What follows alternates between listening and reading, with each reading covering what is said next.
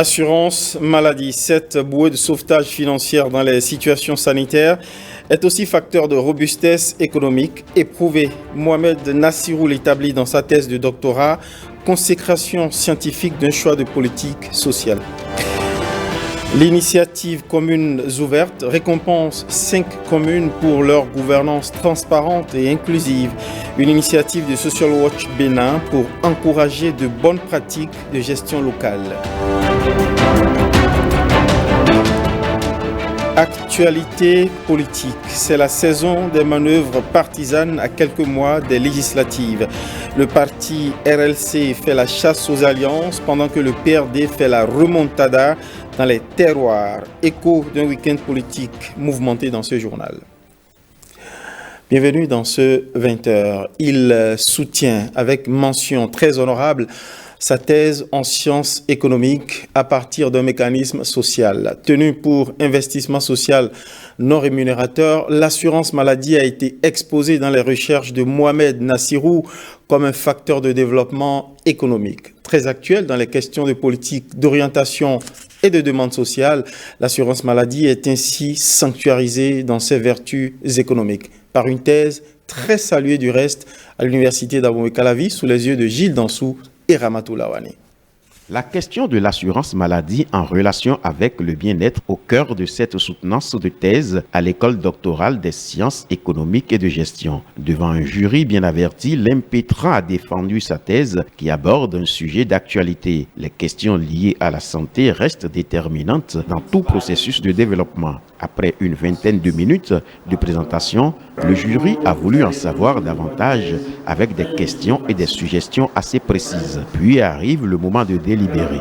Après en avoir délibéré, le jury estime que vous méritez le grade de docteur en sciences économiques de l'université d'Abomey-Calavi avec la mention très honorable.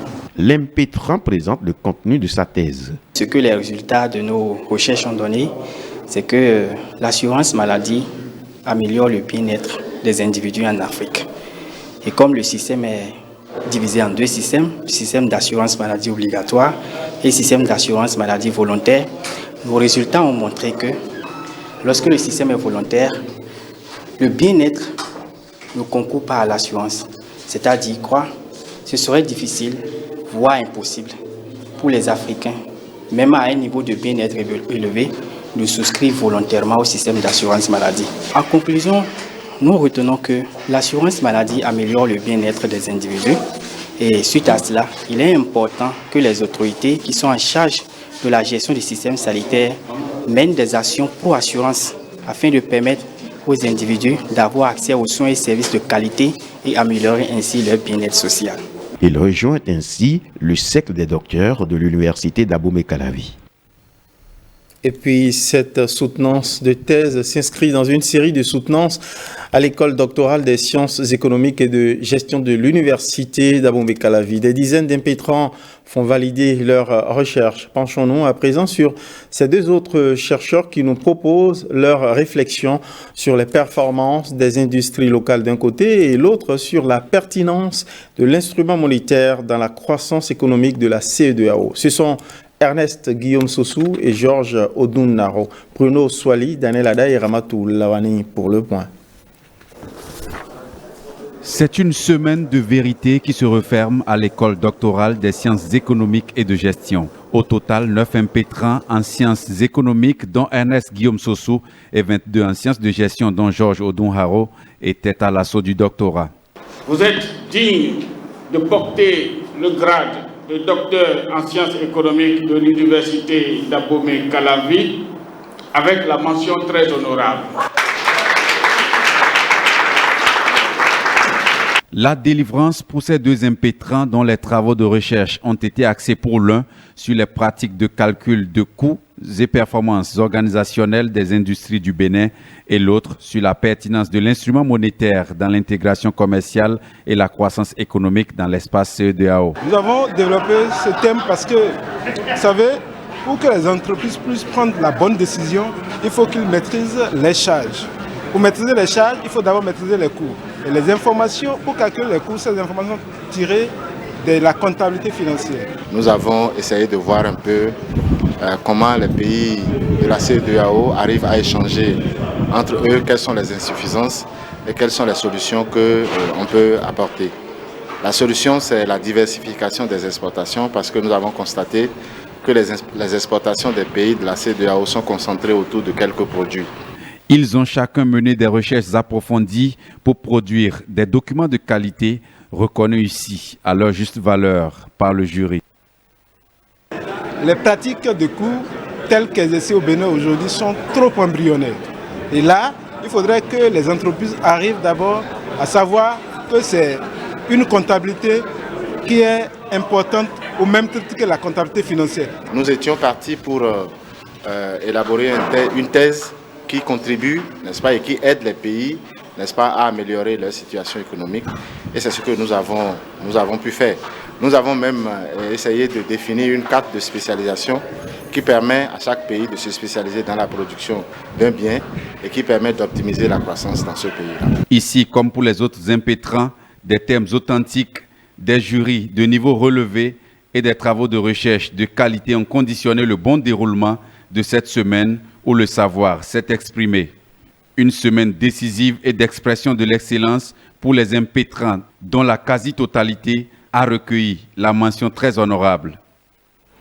Passons à cette initiative que j'ai annoncée en titre « Communes ouvertes ». Communes ouvertes qui récompensent 5 communes pour leurs actions en matière de transparence et d'inclusion des populations dans la gestion locale. Par cette initiative, Social Watch Bénin cherche à créer de l'émulation autour des bonnes pratiques de gouvernance locale. Quelles sont donc les communes meilleures gestionnaires en toute transparence?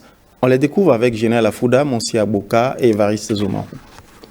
Initiative commune ouverte prime les meilleures communes en matière de gestion transparente et participative. Le projet est piloté par le réseau Social Watch Bénin. Il me plaît de revenir sur quelques-unes de ces actions phares, à savoir le renforcement des capacités des élus communaux et les responsables des administrations communales sur les principes du gouvernement ouvert local. L'accompagnement des communes à élaborer les plans d'action de gouvernement ouvert local portant prioritairement sur le budget participatif et l'utilisation de l'application mobile Commune 229. La gouvernance ouverte en matière de budget, de politique et de marché public fait partie des fondements de la démocratie. Les informations publiques fiables et la reddition des comptes des autorités participant au renforcement de la vitalité des institutions. Djougou, Zogodome, Zayanado, Avrankou et Wake, voilà les 5 communes qui ont convaincu le comité d'évaluation de par leurs différentes actions. Je prends l'engagement au nom du conseil communal et au nom de tous les maires réunis ici que le développement de nos communautés sera la ligne de conduite qui va conduire les actions à venir. Le programme Initiative Commune Ouverte a couvert 20 communes. Il va prendre fin le 29 septembre 2022. Au Bénin, le sommeil, le repos et la tranquillité ont du prix. La loi le garantit, mais les pollueurs sonores n'en ont cure.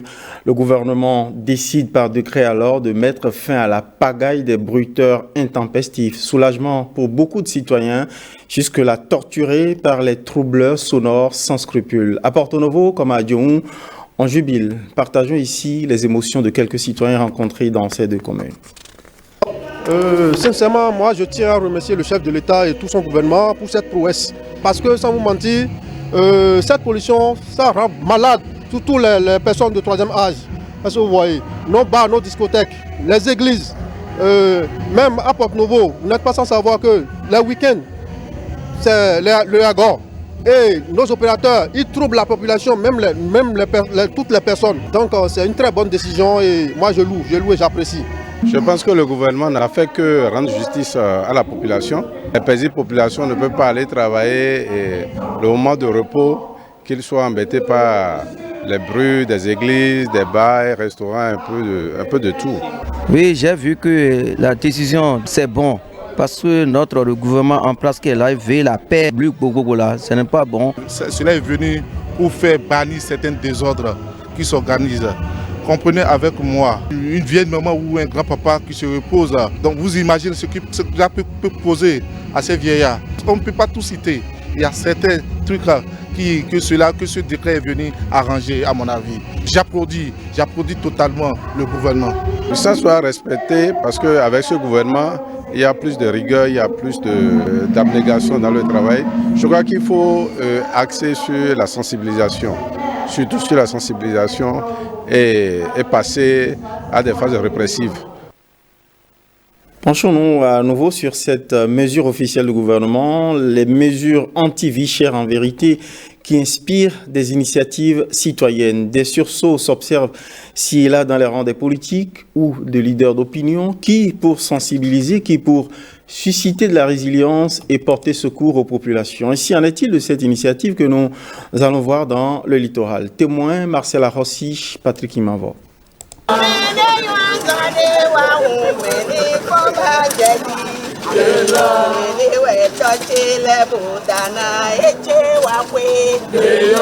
Une scène de sensibilisation pour prévenir contre la crise alimentaire et l'essoufflement des progrès agricoles.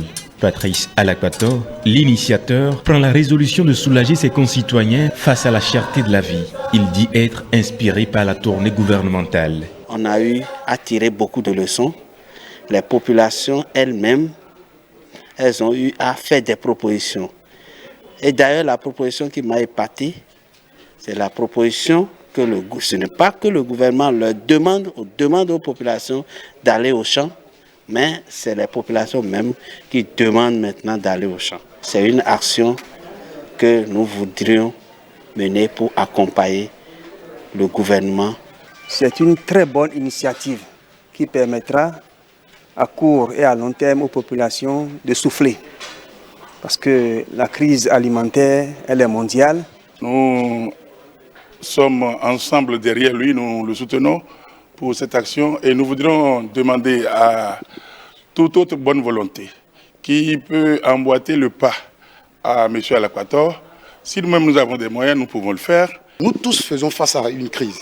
Donc j'exhorte aussi les commerçants vers qui nous allons de ne pas faire trop de surenchères, d'accompagner. Nous tous, nous mettons la main à la pâte. Nous sommes contentes en tant que femmes et nous remercions d'ailleurs les CA de la 15e circonscription qui ont coopéré avec M.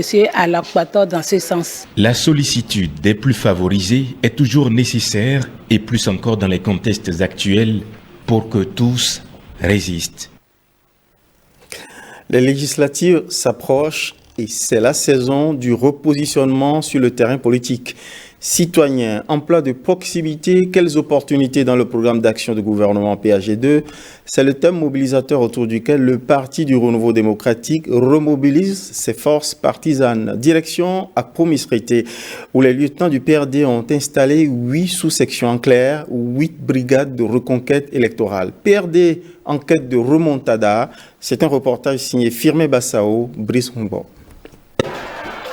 L'effervescence des grands jours reprend du terrain sur la terre d'Apro-Misérité avec le Parti du Renouveau démocratique. Une rentrée politique qui s'effectue en présence des responsables du bureau exécutif national. Les gens disaient que le PRD est terminé à Apro-Misérité. Je crois que nous avons les yeux pour voir et nous écoutons également. Donc le PRD n'est jamais terminé à Apro-Misérité. Le PRD vit et vivra toujours. Vous savez, le président Diomedi est très sensible à 2 catégories en matière d'organisation et de responsabilisation au sein du Parti du Renouveau démocratique. La première catégorie, ce sont les femmes.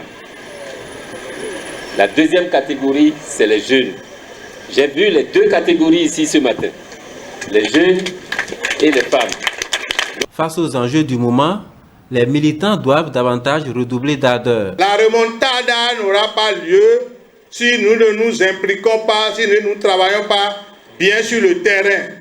Et c'est pour cela, après l'installation tout à l'heure, je demanderai aux uns et aux autres de s'atteler au travail pour que l'on puisse réaliser ce que nous avons toujours l'habitude de faire et ce que nous savions faire. Avec l'installation des 8 sous-sections, c'est une machine de remobilisation de la troupe qui vient ainsi d'être mise en branle. De son côté, le parti Restaurer la confiance aussi bouge. Il va à la chasse aux pions à placer sur l'échiquier de la reconquête électorale. RLC reçoit ainsi l'adhésion du mouvement La Coalition 2021. L'objectif est très clair, ratisser large des alliances en vue de briguer des sièges au palais des gouverneurs. Belle prise pour législative 2023. C'est un reportage signé Rachidat Biomaman, Benjamin Denayon. La confiance, ils veulent la restaurer aux côtés de Irénée Agossa. La foi dans le combat, l'audace et l'engagement de l'homme à la tête du parti RLC ont séduit Diaboutou Moussiliou et les siens de la coalition 2021. Cette union gagnait la bataille des législatives de 2023 en est l'enjeu.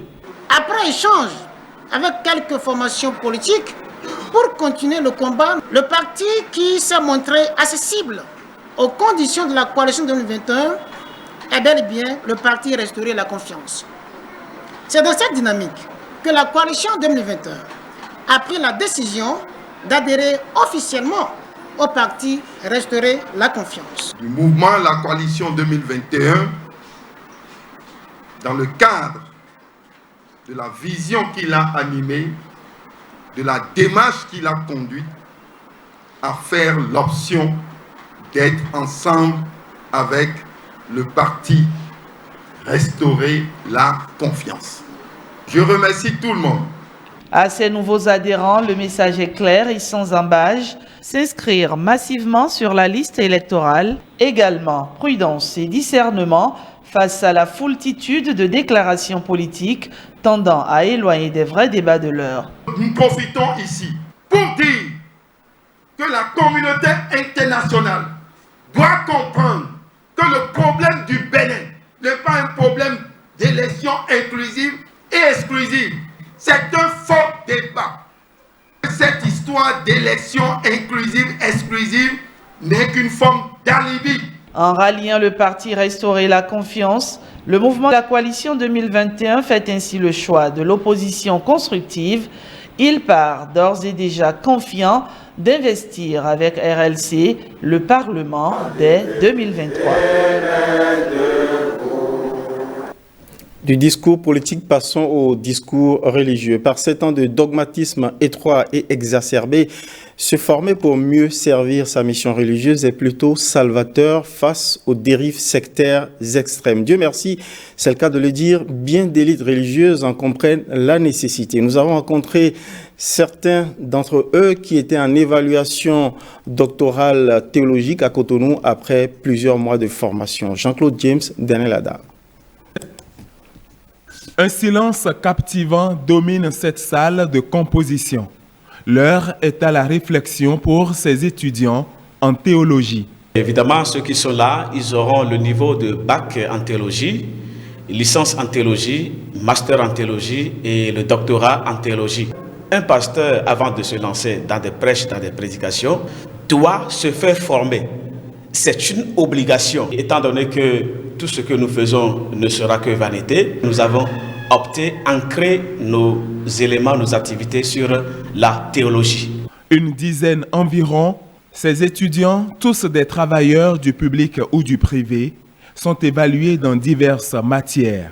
Christologie, management et éthique fondamentale, herméneutique et méthodologie de recherche scientifique. La recherche est universelle.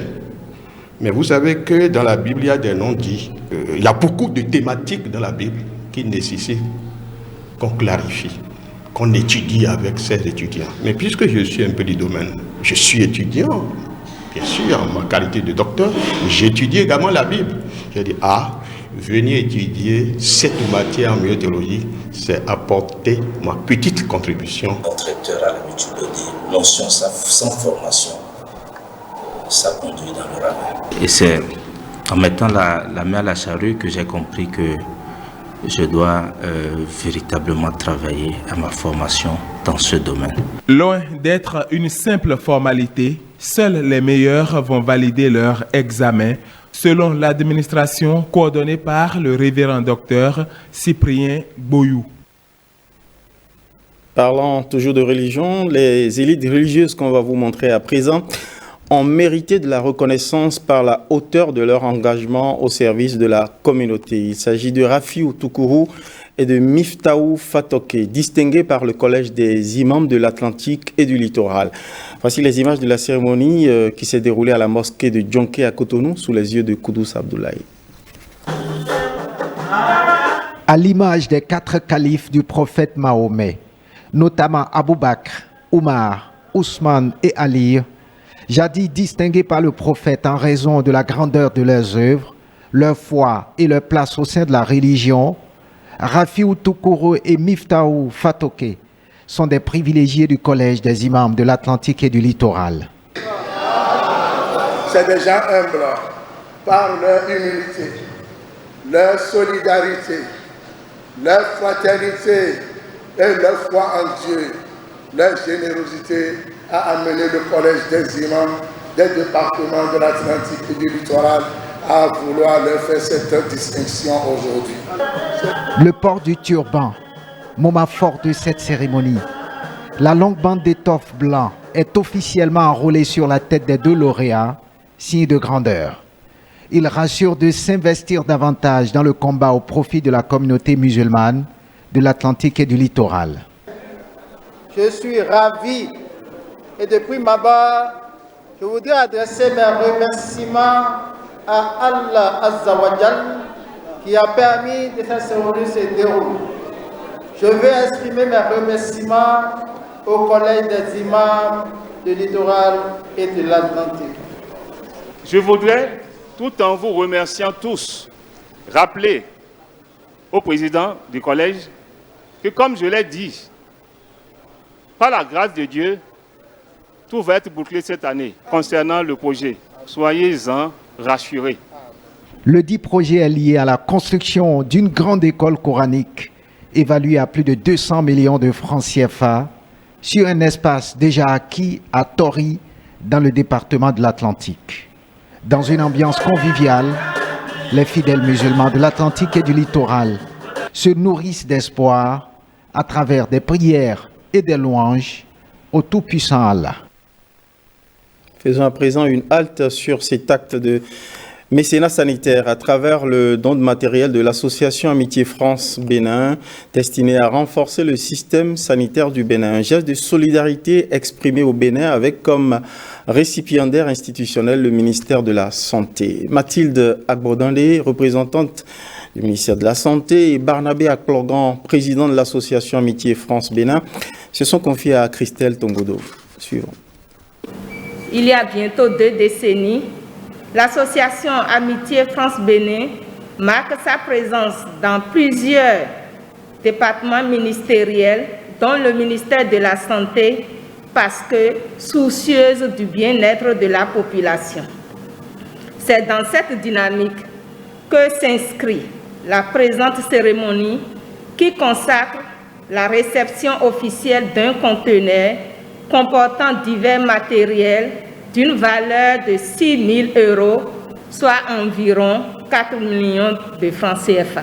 Ce conteneur renferme des ouvrages pour équiper les bibliothèques de nos lycées et collèges, des vêtements au profit des foyers de jeunes filles et orphelinats, et surtout des équipements et consommables médicaux destinés à nos formations sanitaires. Ce geste humanitaire participe donc de la promotion du bien-être de la population et contribue à répondre aux besoins de nos formations sanitaires en équipement et matériel médico-technique hospitalier. Je voudrais également remercier les représentants au niveau national français. C'est des Béninois, dont en l'occurrence M. Aïvi René, qui travaille avec des personnes âgées en France qui regroupent tout ce matériel-là, vous voyez, des concentrateurs d'oxygène. Je n'ai rien à vous apprendre, c'est vous qui en connaissez la valeur, qui regroupe tous ces différents matériels pour venir en appui au peuple béninois. On va à présent suivre les échos des 30 ans de la Fédération des femmes pour la paix mondiale. Pour marquer l'événement d'un cachet spécial, les femmes de cette organisation internationale se sont retrouvées à Porto Novo. Les manifestations se sont déroulées autour du thème « La construction de communautés pacifiques, d'interdépendance, de prospérité mutuelle, de valeurs universelles et le rôle du leadership féminin ». Tout un programme que nous décryptent ici Firmin Bassao et Brice Hongbo.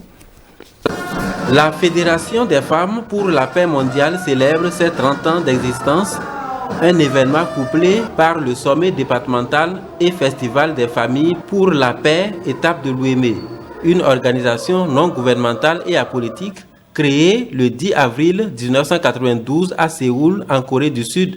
L'organisation œuvre depuis lors pour un environnement de paix, du bien-être pour les générations futures et les peuples de toutes races, cultures et croyances religieuses. La longue histoire humaine, faite de conflits et de guerres, a été essentiellement guidée par les hommes, par la masculinité.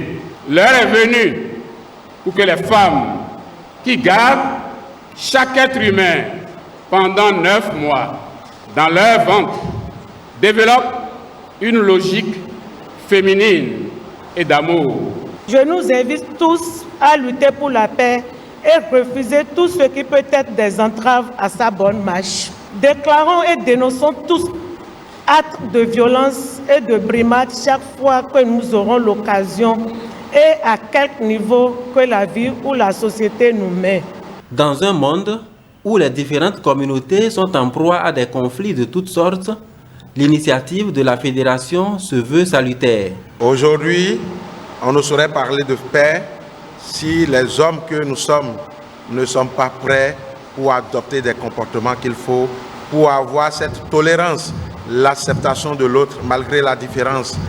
À l'occasion, des membres et des personnalités connues pour leur engagement pour la paix ont reçu des distinctions, ce qui fait d'eux de nouveaux ambassadeurs pour la paix. Engagement pour la paix, engagement citoyen pour la communauté. On en parle avec Mamaki, une nouvelle association qui ambitionne de fédérer les forces des jeunes pour assurer un développement harmonieux au Bénin. Moufil Sobabe Assouma a reçu la confiance de ses pairs pour diriger le bureau national de cette association et ce combat. Kolaole Boniface Biaou nous propose de nous pencher sur cet engagement communautaire.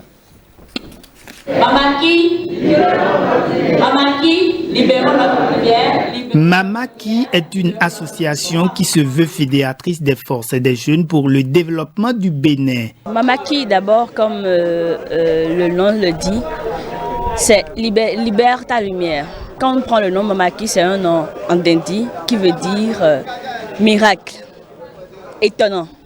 Donc nous avons pour but, comme objectif spécifique, d'agir en tant que jeunes pour impacter de façon positive, pour changer les mentalités hommes et femmes, une transformation mentale qui pourra nous permettre quand même d'impacter cette jeune génération-là. Pour atteindre ces objectifs, l'association s'est donné des axes prioritaires d'action. Premièrement, de l'autonomisation professionnelle.